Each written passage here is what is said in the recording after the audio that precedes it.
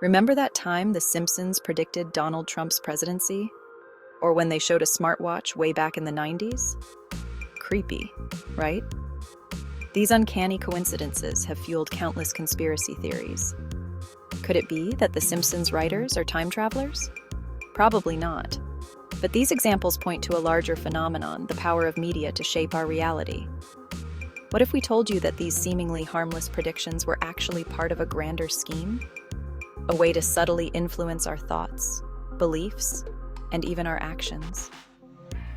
This is the core concept behind a controversial theory known as predictive programming. Think about it. We spend countless hours consuming media, movies, TV shows, news, social media. All this information seeps into our subconscious, shaping our perceptions of the world.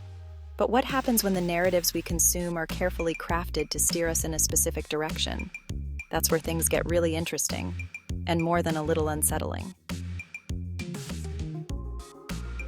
Predictive programming suggests that media, often controlled by powerful entities, plants seeds in our collective consciousness.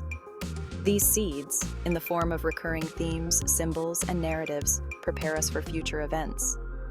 The goal? To manufacture consent, normalize the unthinkable, and ultimately control the narrative. Sounds like something out of a sci-fi movie, right? Yet there are countless examples that make you wonder. Remember those pre-9/11 movies depicting terrorist attacks on American soil? Or the countless sci-fi films that predicted technological advancements with eerie accuracy? Coincidence? Maybe. Or maybe something more deliberate is at play. Take the film Minority Report, for instance. It predicted personalized advertising, predictive policing, and gesture-based interfaces long before they became a reality. Was it just a case of brilliant screenwriting? Or were these ideas already being developed behind closed doors, with Hollywood subtly preparing us for their arrival? Whether you buy into the conspiracy or not, one thing is undeniable. Media has an undeniable power to influence our thoughts and beliefs. And the more we consume, the more susceptible we become to its subtle programming. Remember the subliminal messaging scare in the 80s? While the effectiveness of flashing drink Coke for a millisecond is debatable, the underlying principle holds true. Repetition breeds familiarity, and familiarity breeds acceptance. Think about it. How many times have you seen a news report about a terrorist attack? A movie depicting environmental catastrophe? A TV show about a corrupt government? These narratives, repeated ad nauseum, start to feel normal, even inevitable. This is where psychological principles like confirmation bias and the self-fulfilling prophecy come into play. We tend to seek out information that confirms our existing beliefs, even if those beliefs were planted by the media we consume. And when we believe something is inevitable, we're more likely to act in ways that make it come true. In short, the stories we consume become self-fulfilling prophecies. The media doesn't necessarily predict the future, it manufactures it. Shaping reality through fiction. Look around you. Does our world feel a little dystopian? Rampant surveillance, environmental collapse, social unrest. These themes dominate our news cycles and entertainment. Coincidence?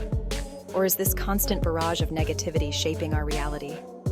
Think about the popularity of dystopian films like The Hunger Games or Divergent. These movies, while entertaining, paint a bleak picture of the future. A future where resources are scarce, governments are oppressive, and hope is a distant memory.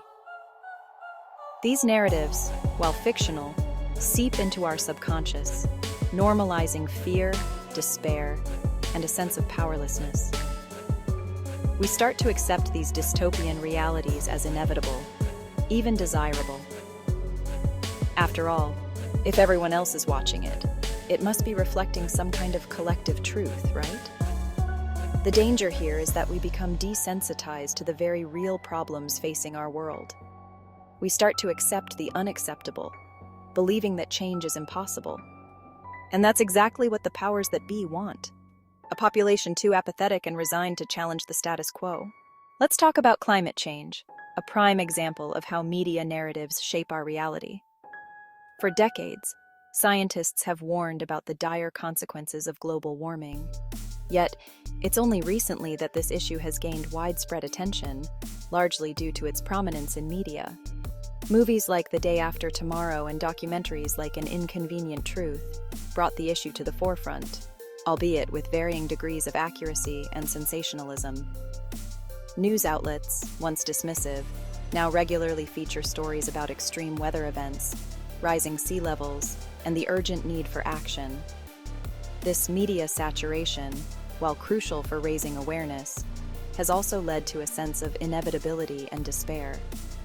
We're bombarded with images of melting ice caps, raging wildfires, and displaced communities. The message is clear. The planet is doomed, and there's nothing we can do to stop it. This sense of hopelessness is precisely what prevents us from taking meaningful action. Why bother recycling when the world is ending anyway? This is how predictive programming works. By normalizing a particular future, it discourages us from imagining or creating alternative outcomes. Remember The Secret, the self-help phenomenon that swept the globe? The book, and subsequent movie, preached the power of positive thinking, claiming that our thoughts create our reality.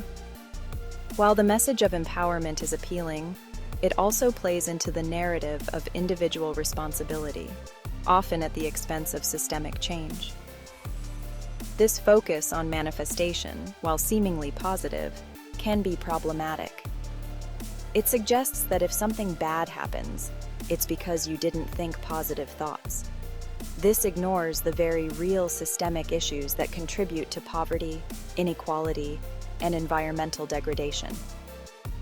The danger of manifestation culture is that it places the burden of responsibility solely on the individual, absolving corporations and governments of their role in creating and perpetuating these problems. It's like telling someone living in a polluted neighborhood that if they just think positive thoughts, the air will magically clean itself. While individual action is important, it's crucial to acknowledge the larger forces at play. We need to challenge the systems that perpetuate these problems, not just try to manifest our way out of them.